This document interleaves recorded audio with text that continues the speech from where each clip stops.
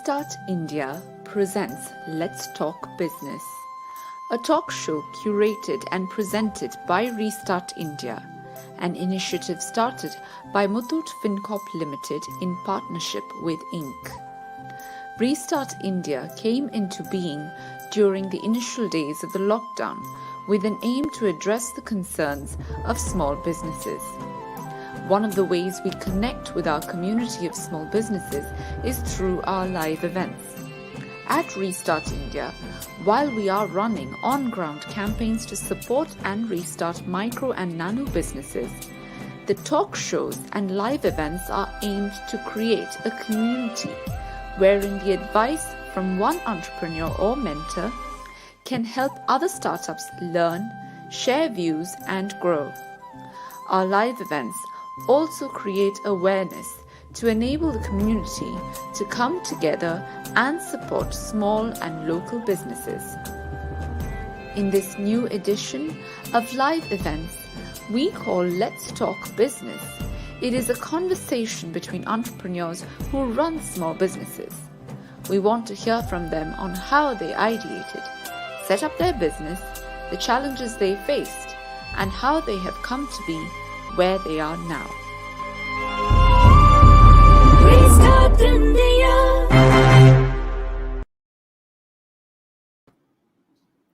Hi, good evening, everyone. I'm Tina Muthoot, Impact Director for Restart India. Hi, everyone. I'm Shraddha Narayanan, Program Manager of Restart India.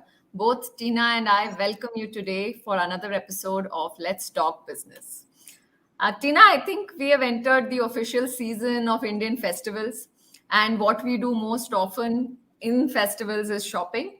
And I don't think COVID has really deterred us. We have managed to do all our shopping online. In fact, Tina, I just came across a fact that e-commerce sales have increased almost 44%. It's actually triple the sales compared to the last 10 years. You know, I'm not surprised, Shraddha. I think I would have contributed a lot to that too. Same, guilty of the same. And you know what? 60% of the overall annual sales actually happen during these 4 months. So I just wanted to ask you, we at Restart India, I mean, we've been grooming this project for almost more than a year. We have successfully enabled a few small businesses and we are gearing up to enable a lot more. So what do you think about these stats and how do they tie into Restart India? So, well, Shraddha, I'm just thinking out aloud, okay? Think of the time, like maybe 2 years ago or even before that. Think of like festivals and festivities, like the mood around you. You'd look forward to shopping. You know, there's nothing that will stop you. You know that this is the time that everyone's going to step out. Oh, okay, Diwali is coming or Christmas is coming. Puja is coming. You know, I just want to get out and buy stuff for myself or for my family, for my friends. Yes. And, you know, there's this innate, I mean, this inherent, that feeling that, you know, I just want to get back to those times. And I'm just waiting for it, you know. So I'm also reminiscing those days, but I think COVID or everything that's happened over the last 2 years, it's not been able to stop us from who we are or what we want to do during the festival season. That's true. But you know, the thing is, over the last 1 year, when we've talked to these small businesses, seen what they've gone through, we also think that, you know, people are missing out on seeing their products, interacting with these small businesses. How do we really bridge the gap? So that's really like what's fueling this initiative. Rightly said, Tina. I think through our constant interactions with small businesses, we are trying our best to provide ample opportunities to really uplift them. So to all our audience, Restart India is a one-stop solution for small businesses. They can reach out to industry expert advice through our platform. They can get themselves trained on various skills. They can also collaborate with us, the team at Restart India. And today, just a little prelude to what all we've spoken about, today's topic is very interesting.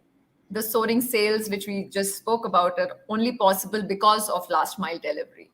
So today's topic for Let's Talk Business is enabling small businesses to become digital ready.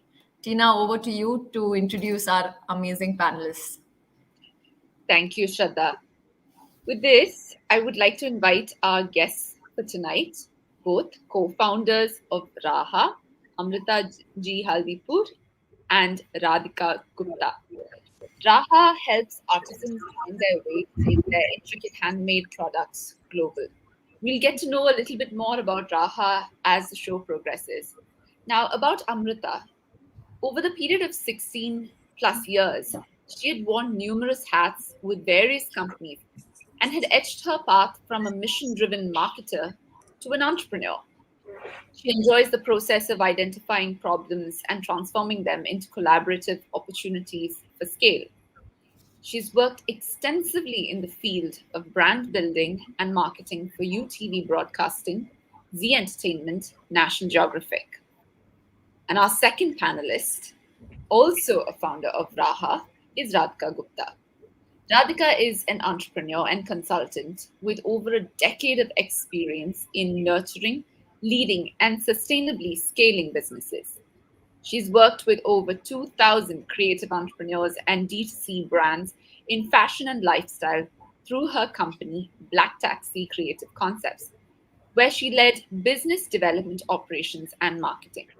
And as a consultant with social impact enterprises, she focuses on building outreach and partnership strategies. Welcome, Amrita and Radhika. It's our privilege to have you here both tonight. Hi, Amrita. Hi, Radhika. Really nice to have you. Hi, Thank, Tina. Hi, Shraddha. Thank you for having us. thank you so much. I think we Looking must forward. mention that Radhika is in the US right now, and the sun hasn't risen over there yet. So Yes, it thanks hasn't. a lot for joining us. Really appreciate you coming over here, both of you. So, shall we get started with this Yes, please. show? Great. So, Radhika, Amrita, our show is divided into various segments. Let's dive straight into the first segment, which will help our audience know you and Raha better. This is called the what, when, why factor, the rationale behind everything a business does. So, Amrita, I'm going to start with you. We would really like to hear your story that after having such a wonderful marketing and communications career, why did you choose to start Raha and that too amidst a pandemic? Thank you so much, Shraddha. I know I get asked a lot that question, especially in the last 1 year.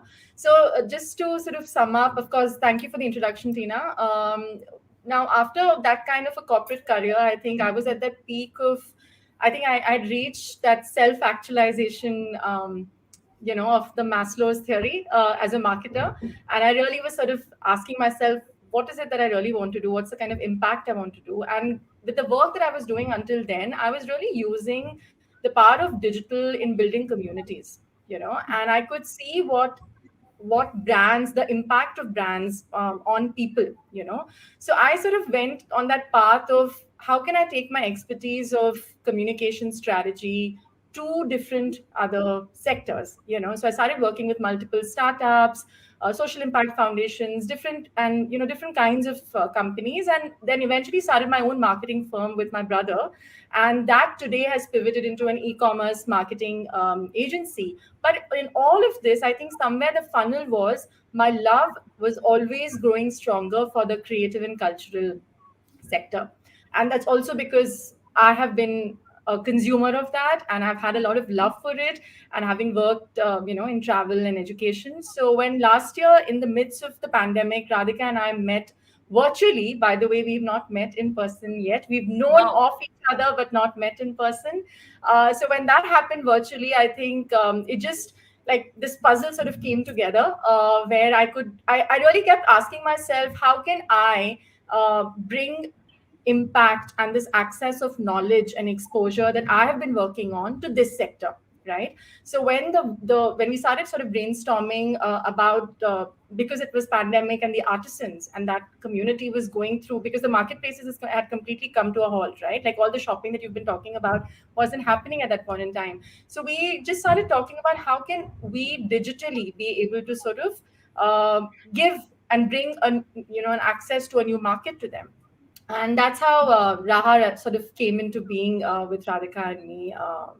Sort of in two different time zones, working on bringing this idea to life. So yeah, that's about me and why I started Raha. Wow, that's amazing. I mean, it's really nice to know that digital is helping so much. I mean, we wouldn't have imagined that we won't meet our co-founder and just, create a company completely digitally across continents. Yeah. Radhika, about you, from business to fashion in the US and UK, what led you to start the entrepreneurial journey with Raha? Yeah, I think for me it was a little more organic, right? Like having worked in the fashion industry since the age of 19, actually, having run my own fashion label, then worked as a stylist, then went on to doing merchandising with export houses. That's actually sort of where I saw what goes in the back end of the manufacturing sector and the garment industry in India. And to me, I felt like an outlier there, right? Because I think for me, I very early on realized that I really enjoy working in social impact. And by working at export houses, it was exactly the opposite of what I sort of imagined myself doing. And the unfortunate truth about that is that the tier one in our supply chain is always very neglected. Nobody has been talking about it until more recently. And I'm talking about 2010 and 11, Shraddha and Tina. And back then, digital was still not a very big part of the retail landscape in India, right?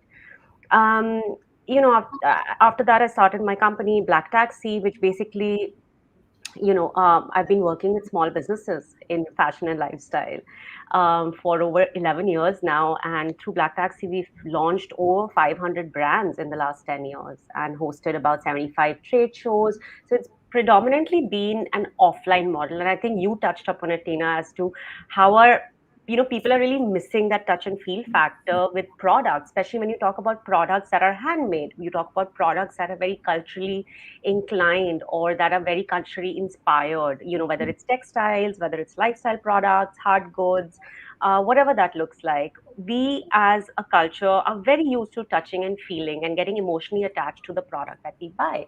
And essentially, Black Taxi was enabling that for small designers. And, it had a really good run. And around 2016 is when I started getting very actively involved in with self-help groups and other nonprofits that were running vocational training programs for women, teaching them shibori dyeing, teaching them katha stitching, teaching them how to sew and how to pattern make, because it's just a easy ask when you want to create livelihoods for women because they are already really really good at it. And that's where I think for me it was my light bulb movement. I was like, okay, I can work in fashion and I can work in social impact at the same time, parallel together. These two do not have to be different, careers for me. And I think I took that a step up with, getting working as a consultant with a lot of like nonprofits that were working to generate livelihoods for women. We started a small CSR arm of Black Taxi, where we worked with brands like Udgri, Vakanksha, Sneha, and Okai even. And I think last year when the pandemic started, that's when the artisan economy sort of that puzzle piece came together for me personally, where I had been working with weavers already as a consumer and as an advocate, and through a trust that I was on the board of consultants with, which is based in Maheshwar, and started talking to them and listening their pain points rather. And I think the solution ended up becoming, officializing a company and a structure around how we can support artisans, how we can support this economy, and how we can change a very very set mindset of the consumers and the market to sort of evolve beyond buying mass manufactured products and reimagining the world of handmade for a global audience. Yeah, so that's me. That's really great, Radhika. And a lot of things you actually spoke about and what Raha stands for, we find a lot of synergy with what we are doing at Restart India. So, Tina, I can't help but ask you a underlying message which all of us are saying is if we take them digital, there has to be a last mile delivery, right? Yeah. So, in tune with that, Maybe you can tell us in that context how Restart India has evolved. Okay.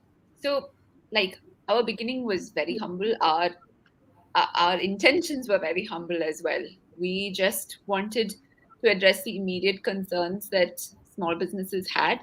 So anyone could reach out to us at any point of time last year with all the queries, and with the announcements that the finance minister had made, and the uncertainties related to the panic.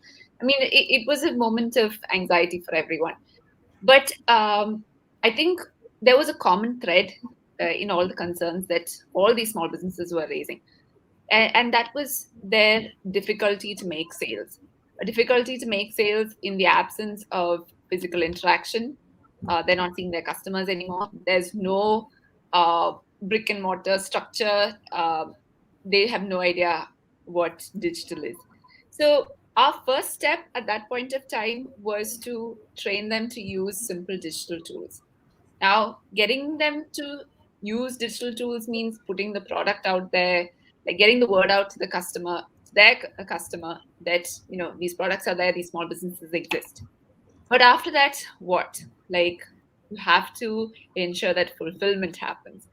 You can't just display products and expect the sale to happen. So, I mean, with all of the steps that Restart India took, like addressing the queries, realizing that, okay, the difficulty to make sales is the problem, get them to start using digital, but then fulfillment needs to happen if they need to realize those sales. And fulfillment includes learning how to package, ship the product, ensure that you collect payments. Do you have any service for after delivery? What about customer complaints? So all of this, if they can do it from a distance, do it remotely, can they have the systems in place, then I think we're talking about a different era for small businesses. So yeah, that's been like our journey over the last 1 year. Awesome. I think it's really playing into the next question which I had. This is to the Raha team, but maybe Amrita, you can have a go at it first. The e-commerce industry is at a soaring high right now. Everyone is switching to online mode. Case in point, all of us are trying to do the same for small businesses, right? And you started online as well. I mean, you met digitally, you started online. So what went into the drawing board of creating Raha? How did you create it? How did you streamline it? And how did you, envision it and then bring it to reality? Would Right. love to hear your inputs. Sure.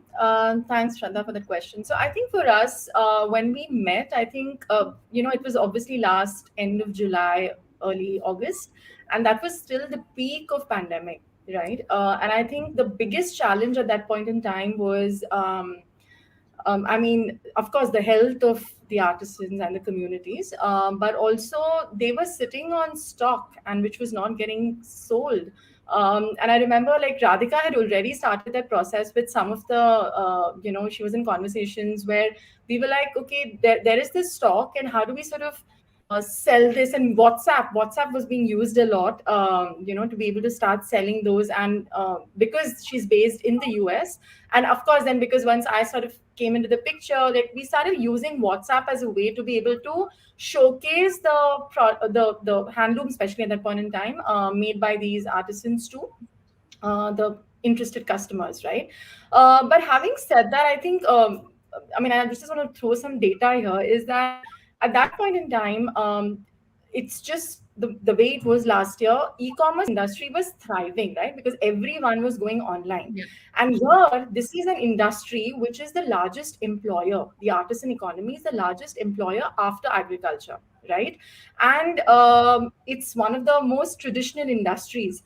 And it sort of, the spotlight was just on the institutional support that the sector needed, right? And I think what Radhika and I both saw together was, both of us with our experiences saw that there was a big opportunity to dive into this and bring in business and marketing expertise and give it a digital access so that more people can get to know about the makers, be able to buy those products. And of course, the power of storytelling, of course, works beautifully today for small businesses. And we started seeing that, because what was also happening, and of course, Radhika will talk about it as we go along, that, some of the artisans had never really used Instagram Yeah. or Yeah. WhatsApp as much for business, right?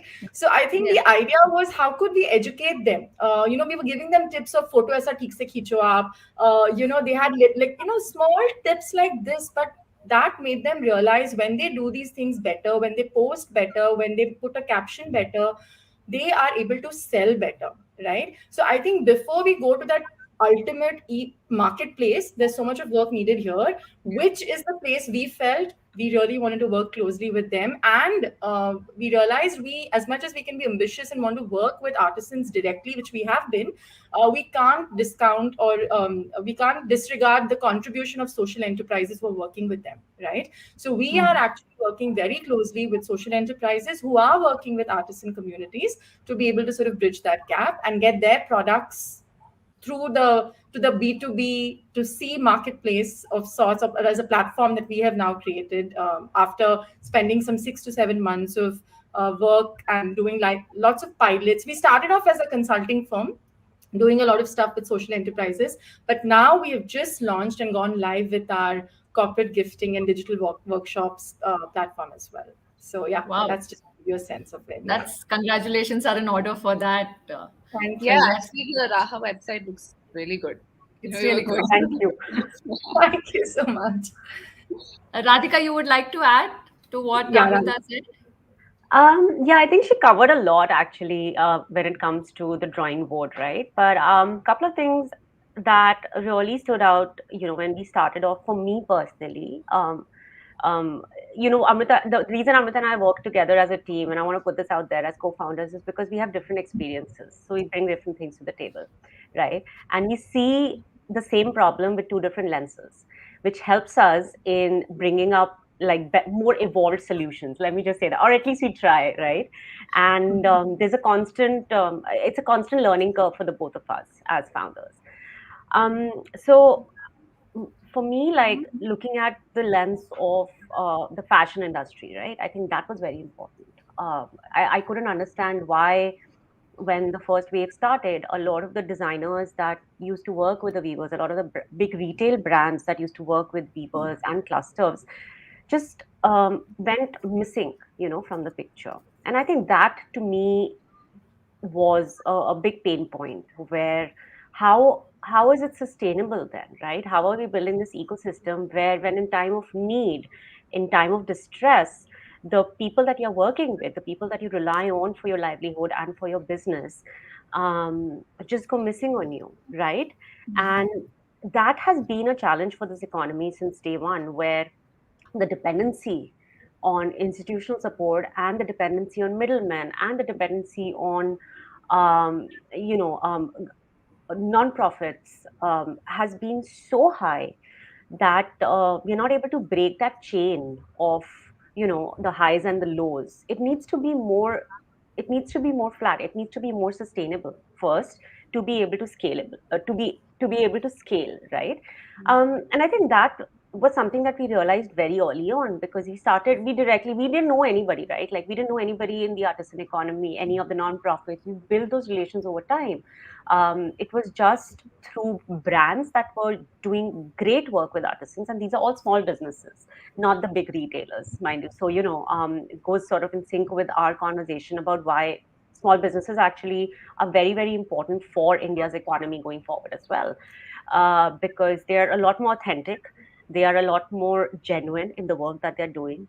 They're able to bring a lot more accountability, transparency, and traceability, right, in the supply chain, because their operations are now much smaller. They are usually one or two founder teams. They're going into working with the grassroots with the right intention, and I think for us, that really stood out. We as people enjoy working in that mindset, in that wavelength. And I think that's something that we've been very mindful of as we build Raha, is who we want to associate ourselves with, what kind of work we want to do, what kind of people we want to work with, and grow with. Yeah. So yes, the artisans are a big part of the Raha story, but the small businesses and the social entrepreneurs that we work with are, I think, now as we move forward, a much larger part of the conversation because I'm telling you, I mean, the kind of dedication that we've seen them have to just make sure that the quality of life for the artisans that they're working with, is something that they're so determined to change, and we've not seen that kind of dedication in a lot of sectors. So I think that Yeah. keeps us going. I think I deviated a little bit from the initial question, but yeah, I just wanted to sort of put it out there. Like that's been a big part of the drawing board for us or our vision. Yeah. Nice. Just one very quick thing about this, since it's an e-commerce thing. I've also been observing, having worked with some, organizations which are e-commerce companies, and I think the focus is so much is on scale and growth and all of that, Yeah. and they're funded, and the monies are going, and they don't care about the quality. I mean, I'm sorry, I'm not saying that as a general statement, but the numbers and the revenues are such great focus, which is great. But here is a sector which is so dedicated to quality of not just like the dignity of life of people, but also the Yes. products they are making, right? And I think somewhere for me personally, I just felt like scale and revenue is great, but not at the cost of the people behind it, right? So Right. I think, and that's what both of us personally are trying to always bring in. So all the filters that Radhika just spoke are those filters which we also keep checking at our end to want to work with increasingly those kind of businesses. I think both of you echo a lot of things which we have gone through, are going through, and are also discussing in our, daily meets. I think I'll defer to you, Tina. I'm sure you have something to add here. Whatever they have mentioned, do you relate it somewhere to our Restart India journey? So Amrita mentioned one word, being too ambitious. I Yes. remember that we had this big idea of like, okay, Yes. how many businesses are we gonna get to work with? We already have a network of 2 million, but when we got down to like who these 2 million were, we realized, okay, what we see in the books aren't necessarily what they do. Maybe today they'll do this, tomorrow they'll do something else. They need to be trained in other aspects. So we've just, I wouldn't even say that we've scratched the surface. We've just barely like touched the surface with, who we've worked with over the last 1 year. And that itself has been like a huge effort. And coming to like what we need to do with them next, uh, like I said, we're moving away from just training them to do certain things, but getting them to like focus on their actual job and being the enabler for them to like be able to sell their products to a wider market. That means, get some systems in place for them, assist them with maybe packaging, shipping, uh, setting a process for them for collecting payments. Because even today, we went through a list of small businesses who we wanted to sign up next, and we saw that like half of them only collect cash. So we're like, okay, how are we going to work with them next? Like, Yeah. we need to set the system up, otherwise, we need to bring that change, otherwise we're just talking about the same situation continuing. And yeah, so that's what we have in mind for Lisa. Yeah. And I think, Amrita, you mentioned a very nice point that it's not just always about this big scale, right? It's also each and every one of these small businesses are putting their heart and soul into the products that they make. And that's actually what keeps the team at Restart India also going. I think we have a cue to go into the next segment. Let me quickly rush into that. We are talking about these very talented communities of artisans, right? Like I said, they're spending hours and hours, heart and soul into it, and you get such unique products, which maybe it's good that it's fewer in numbers because they are, and it's not being produced in the mass scale. Uh, we'll go to the next segment now called Snippets from Our Community, and it's called Let's Watch Them. Um, Rebecca, can we play the nice video we received from Raha to just start off the segment?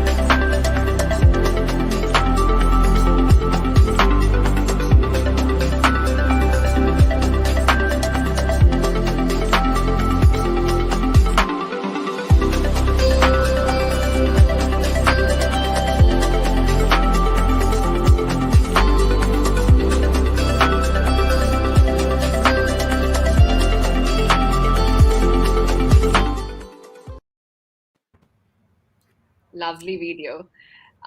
So Radhika, let's hear from you. Then can you maybe like we saw a lot of artisans. Can you tell maybe a story of an artisan that really stood out to you? What they've been doing with Raha and how they've developed and progressed as they've associated with Raha.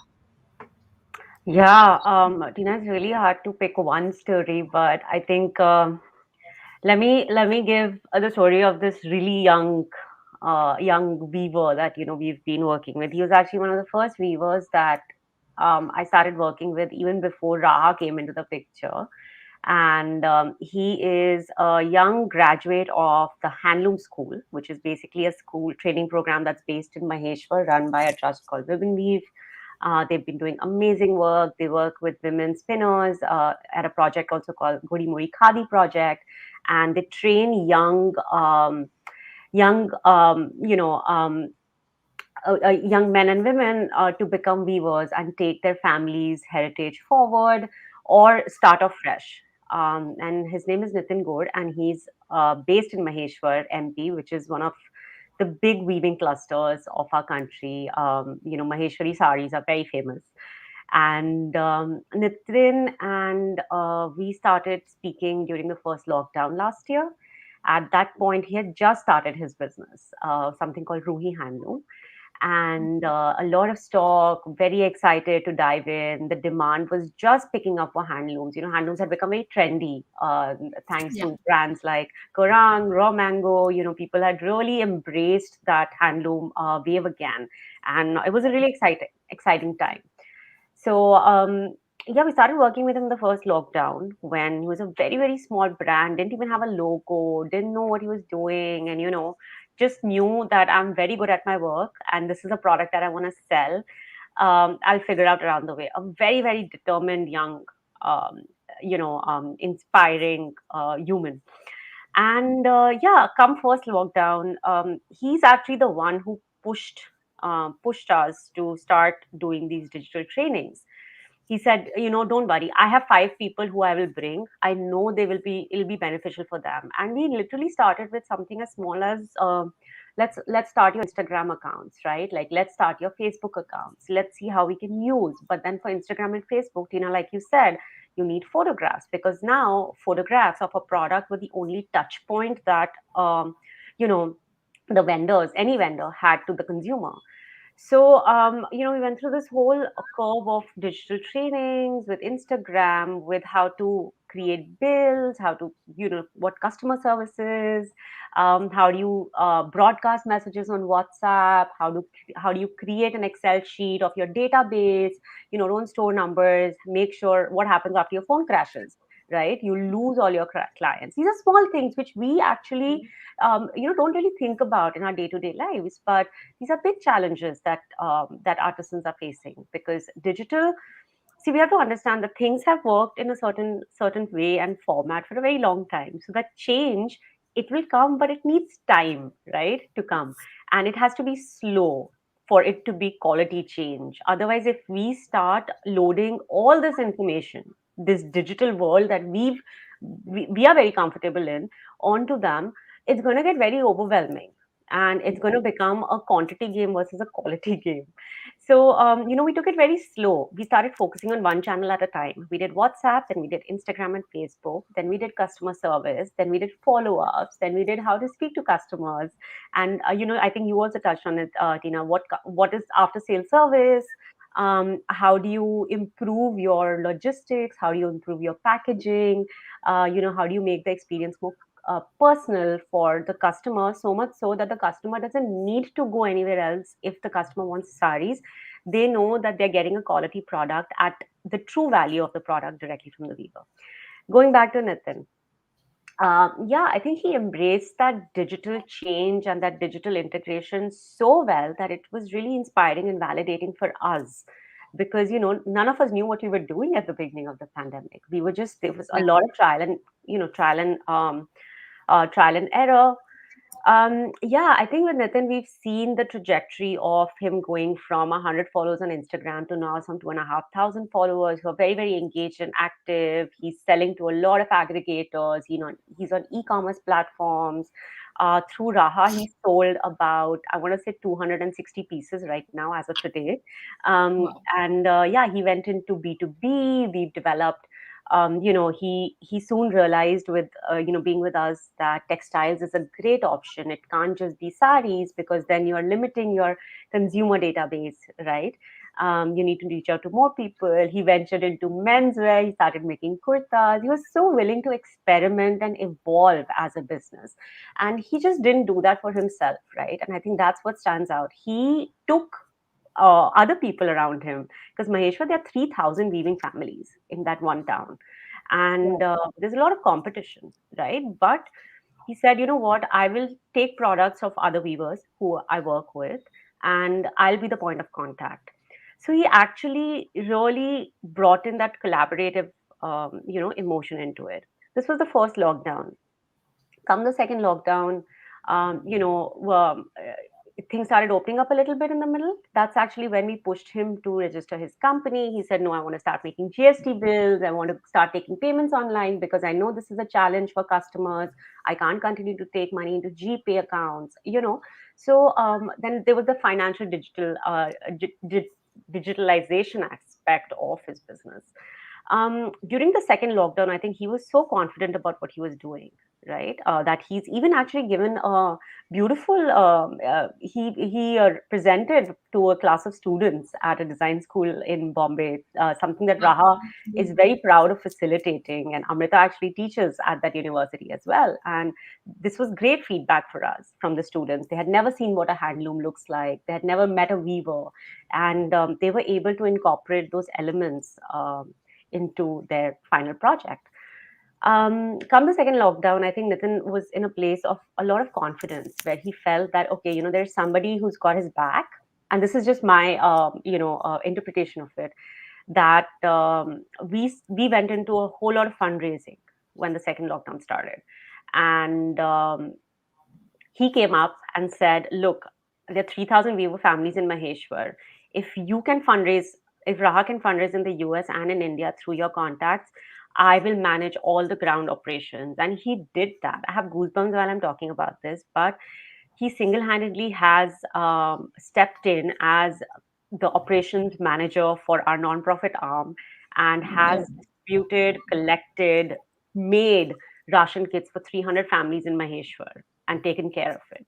Like, all of the operations was managed by him.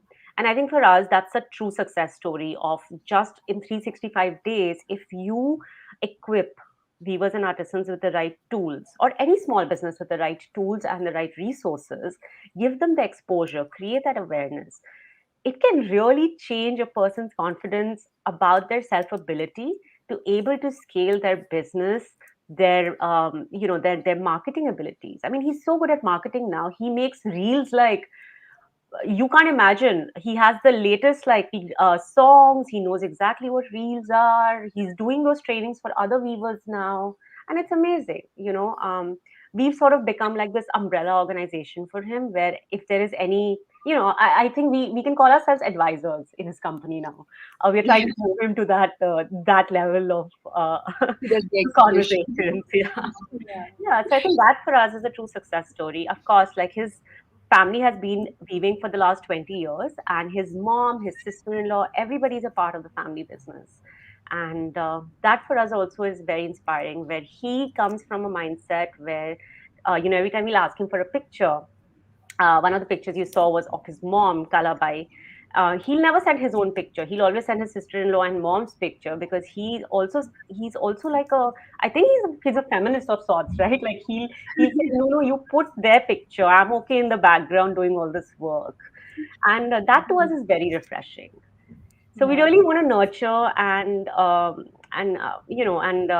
mentor more artisans like him, that can go beyond just learning, but also distributing that learning to Yeah. others.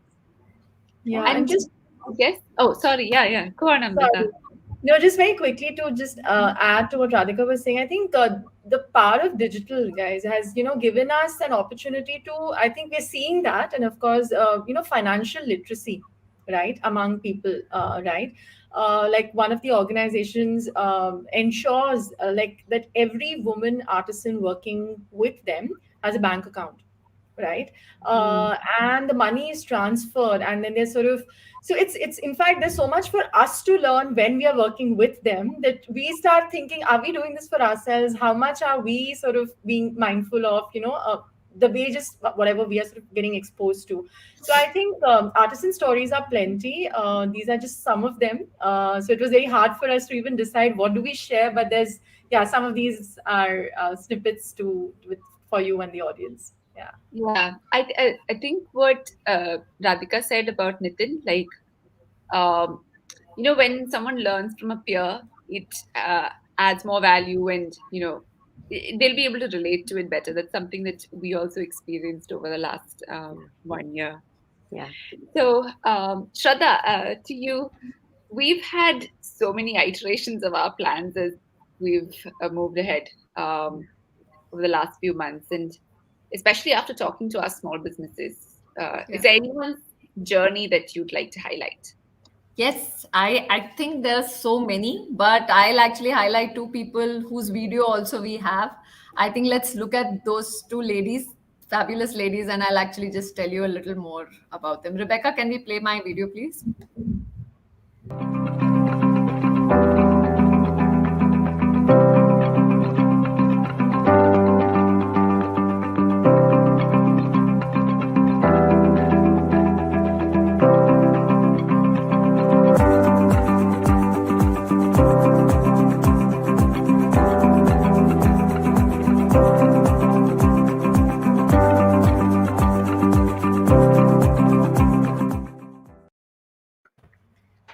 You know why I picked these two ladies? Because I myself am a very satisfied customer.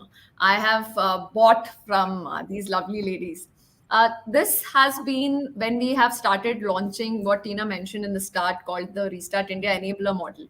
We want to showcase the products of some of the small businesses we've spoken to and put them on, showcase it in such a way that they reach out to more audience, because a lot of them are unable to do that. We become the front face for it.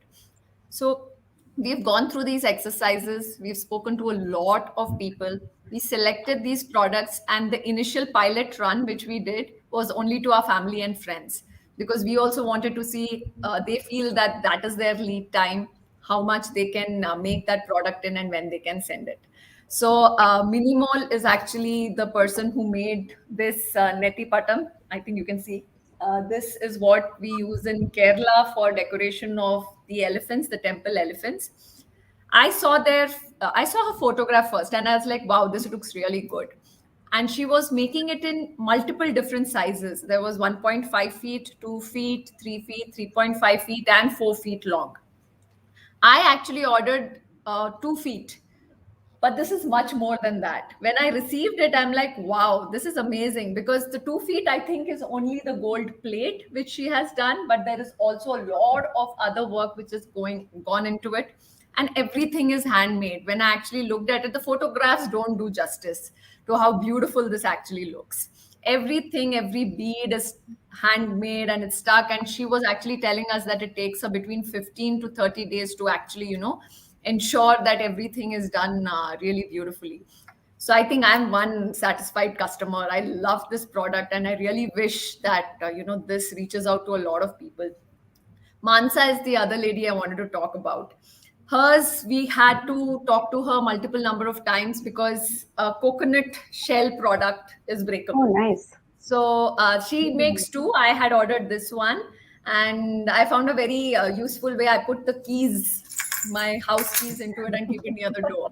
I was wondering how I'm going to use it, but that's so. This is like three shells actually. So one is here, and she's put some carving in it and done this. So here we had a challenge. How are you going to package it?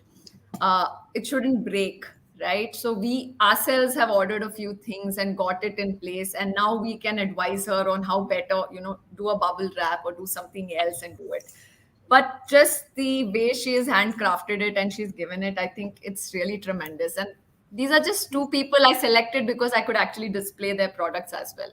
In fact, I like to tell one more thing. In our previous live event, we had a lovely lady called Chitra. She is a self-starter small business owner, right? She makes handmade jewelry. So what I'm wearing today is from her. The way she spoke in our Let's Talk business about how she curates her jewelry made me want to buy it, and I bought it immediately. So I think, yeah, today I am representing all the small businesses that we promote here at Restart India, and I really hope everybody gets inspired by these stories. And one thing which Amrita, you and Radhika both mentioned is the power of storytelling. And now that we cannot hold all these products in hand and see it, what can we do, as Raha, as Restart India, to tell these stories which makes that emotional connect? Now that I know about Nitin, I really want to buy, all those saris, something similar. Once we talk about the Yeah. people, make it human, everyone does tend to relate. And I think that also is very, very powerful, even if you can't touch the products. So, Tina, yes, that is something. I know I have a lot more stories like Amrita mentioned, but I'll stick to this for now. Thanks, Shraddha. So, yeah, now we know who we work with. But, on the surface, it might just look like we take orders, we fulfill them.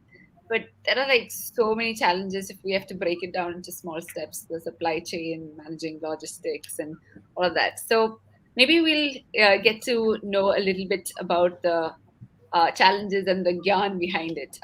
We'll go into the next segment, gyan time.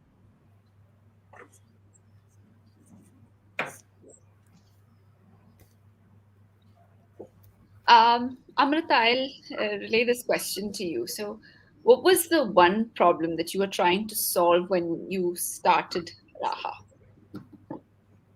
Um, I think this sector is such a multiple things that that sort of come together. But I think access to these products which are sitting with the artisans, right? How do you sort of educate customers and bring access of a new market to this sector, right? I think that is what we felt, and because we're a virtual team and Radhika is, because one of us is also based in the US, that automatically gives us an opportunity to bring in the sentiments of a new market to this sector, right? Which is already sort of interested in it.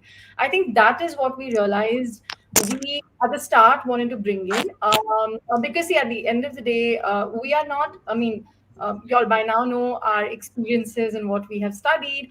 We are not technical experts, but what we are bringing in the sales and the business and the marketing landscape to this sector, and which is what we wanted to sort of bring in with all the exposure that we had. And I think cumulatively, access to new market and access of this knowledge is we wanted to sort of bring in and get this sector up to speed and what they had to offer to the world. And I think one of the reasons we are B2B in nature is also because we realized that we wanted to bring, so there are a lot of D2C players, obviously, as well, which are doing a phenomenal job. We felt increasingly that bulk orders is what we would love to sort of bring in through what we are trying to do, because that also makes a lot of business sense for the social enterprise and the artisans. So how can we have and again, I think the whole thing was how can we have corporates be more engaged in this, I think was one of the things. Now, I'll give an example for sure that I have had many corporate gifts, which either I had commissioned back in the day or I was gifted, which have continued to lie in the cupboard, right? Yes. And they are either made in plastic or whatever. They were not thoughtfully, like I wish I had this intent then.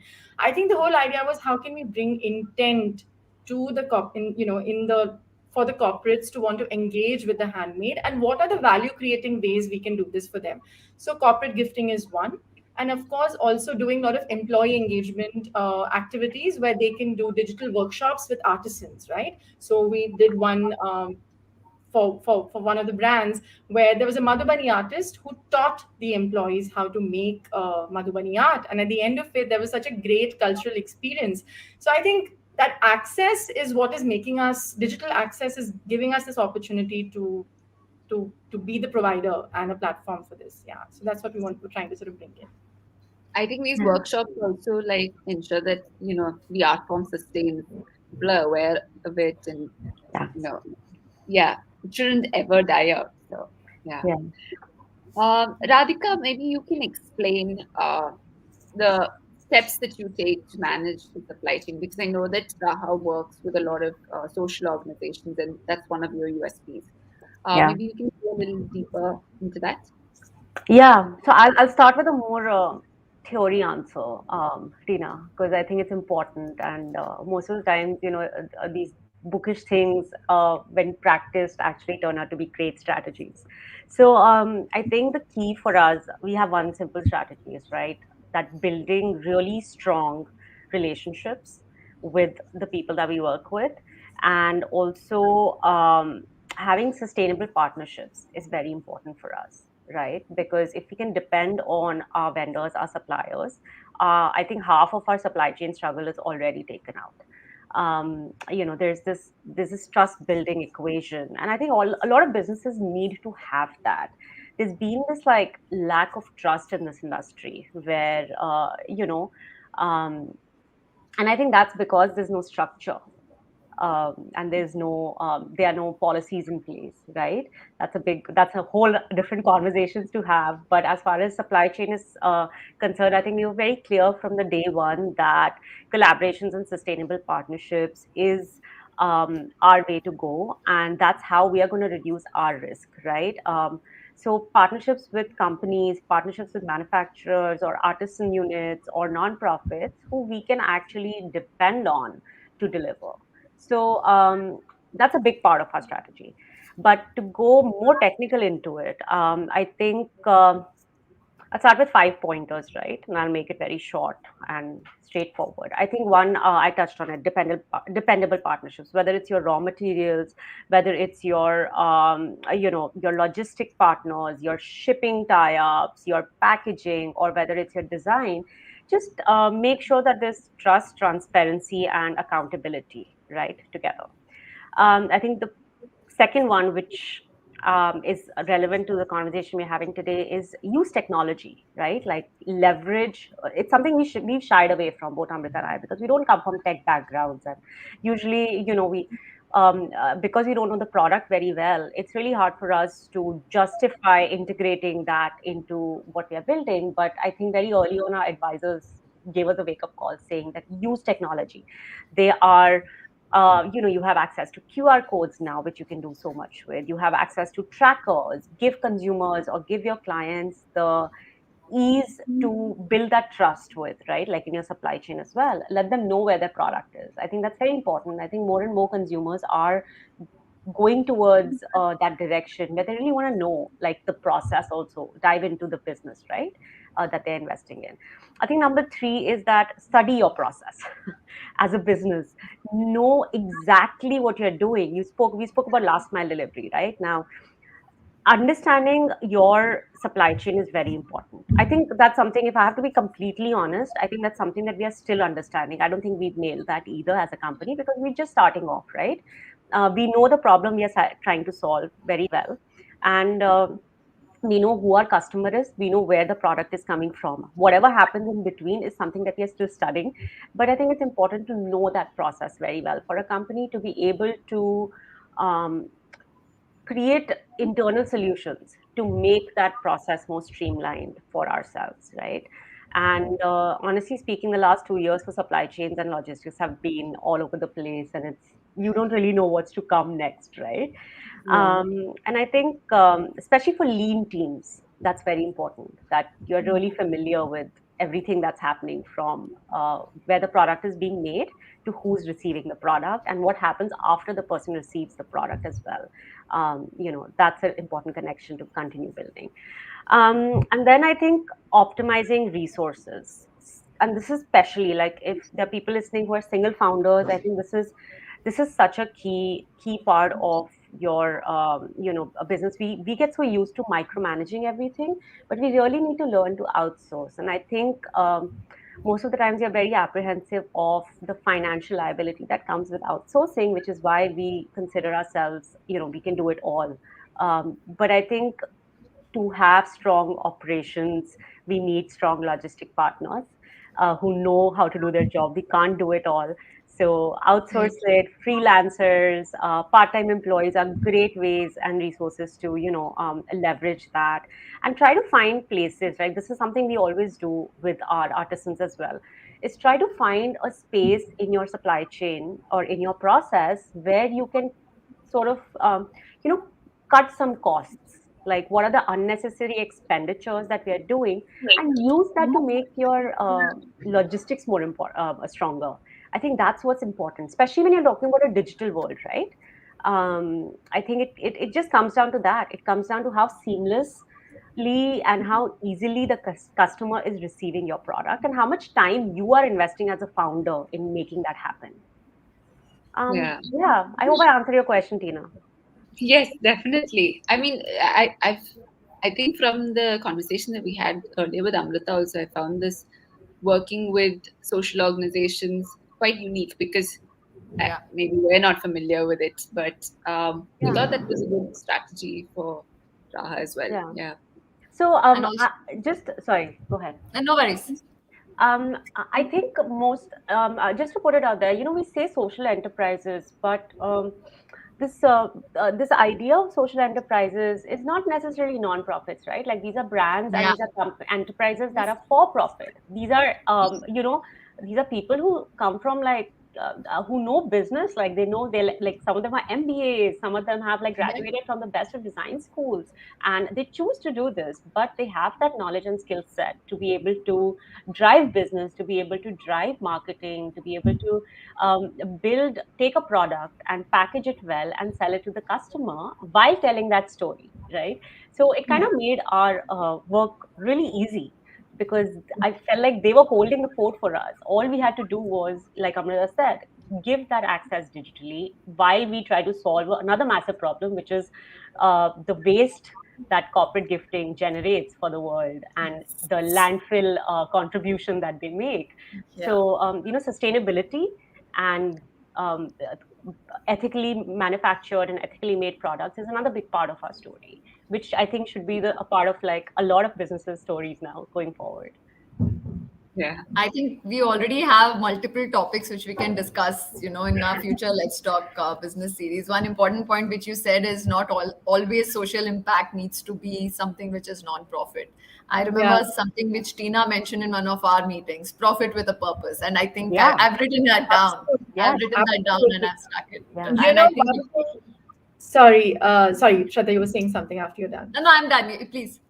No, I just wanted to say that I think one of the things that when Radhika and we like both of us started working, we were so this mindful of the language we used and what because I think one of the things we're very clear about is we're a for-profit social enterprise, right?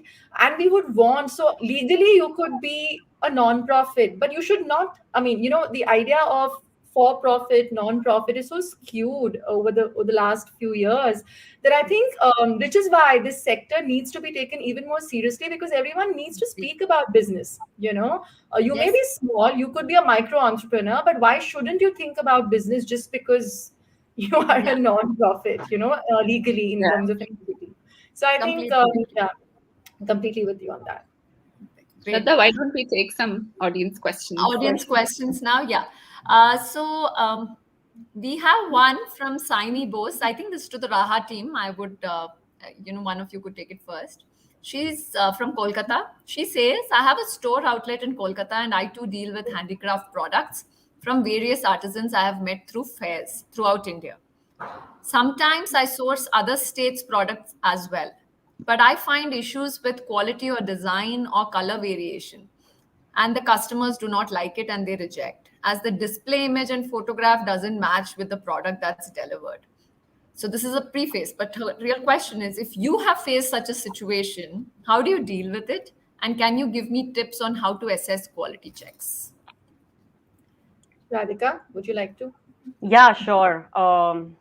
Sayani, we have a lot of experience in this, and this is a very, very, very big gap that a lot of people working with artisans are trying to address. And unfortunately, the only way to fix this is to push artisans to take better product pictures, right? I think this is something that we've been doing where we've hosted photography workshops for 10 to 12 artisans. And we divide these workshops as per product because the strategy or the techniques to take pictures of textiles cannot be the same to take pictures of, say, the coconut shell or, the any other sort of hard goods.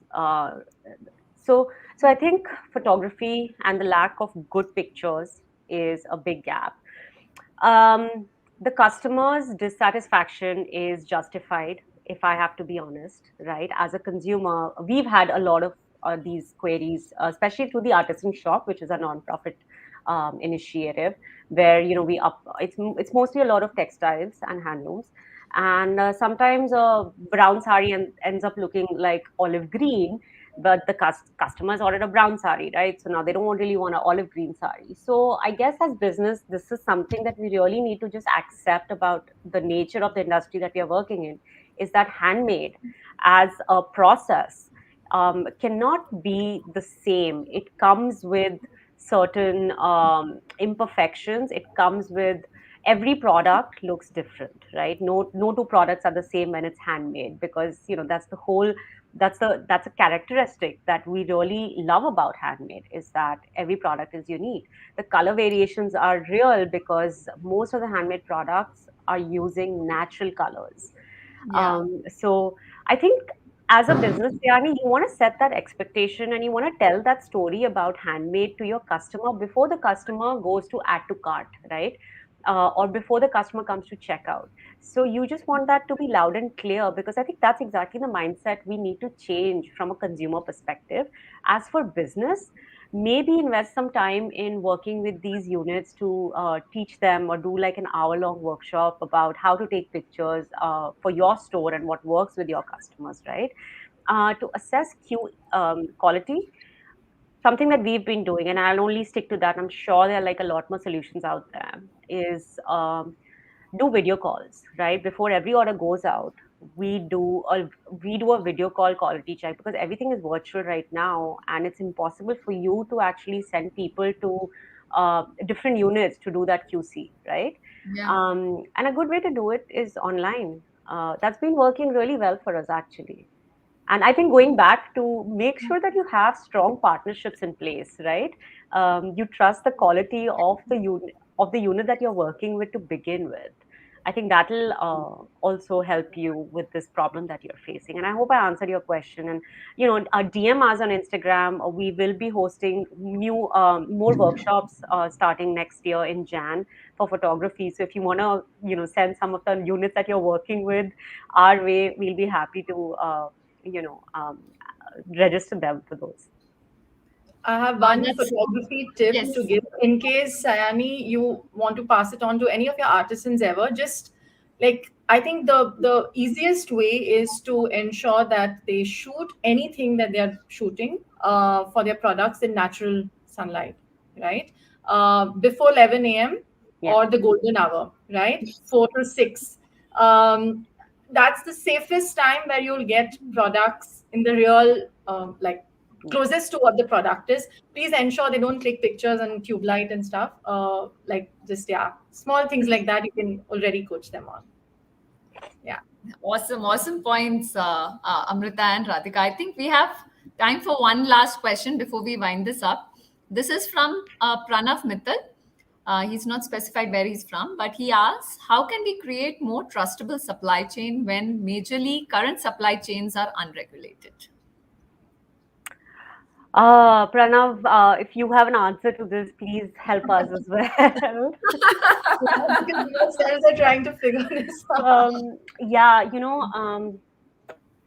currently is an anomaly like the world is facing, right? Supply chains are broken, supply chains are irregulated, and to again, I think it goes back to integrating technology for traceability. And I think once there's traceability, there's trust in the supply chain itself, knowing exactly where your product is, who's handling it, where when it's reaching. I think those are questions we ask ourselves a lot.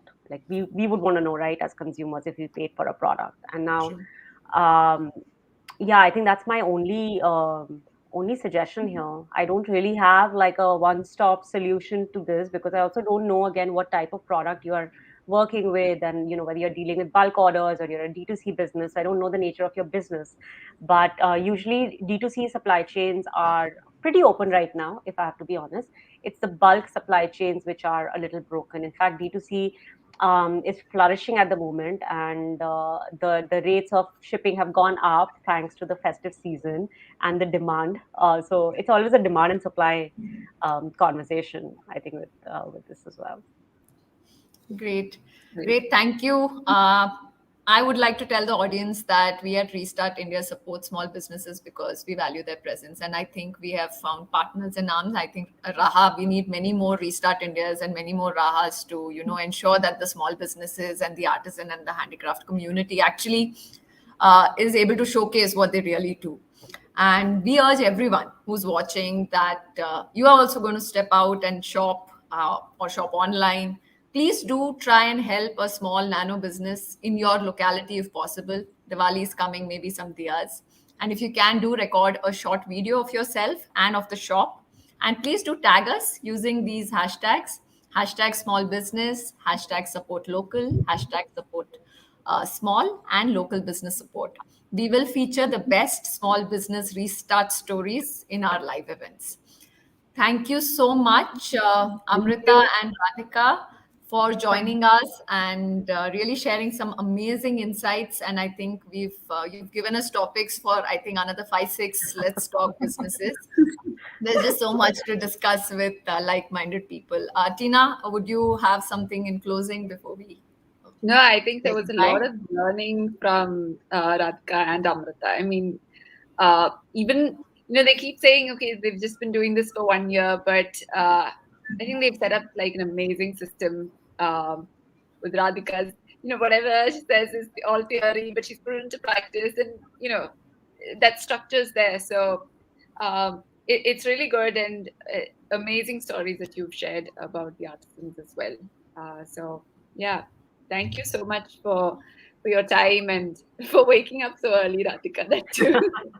I was going to say, can we have next conversation a little later in the day for India? No, but thank you so much for both of you for thinking about Raha and giving us this opportunity and platform to actually express our thoughts. The more such conversations we have, the stronger our business model becomes, and the more validation we get as entrepreneurs. And I think that's everybody's seeking some from the industry. So it's really nice to build this ecosystem where you can have open conversations and actually reach out to people for suggestions to improvise, Yeah. adapt, and evolve as business and entrepreneurs and thinkers. But I'm going to leave it with one thought: is that if you are buying something, if you're buying something for yourself, a gift for anybody, please buy handmade this season. It's not only better for the planet, it's better for the environment, but also you will be supporting livelihoods. And trust me, you will love the quality of the product that you get.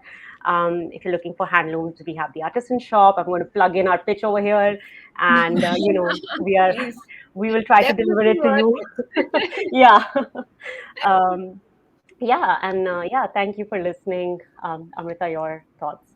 Yeah, thank you so much, Tina, Shraddha, and the whole Restart team. Um, I think just to have this very knowledge sharing sort of a platform and learn, right? And I think that's something we would love to keep checking and reading more of what the work you all are doing, because there's so much of knowledge sharing that is needed.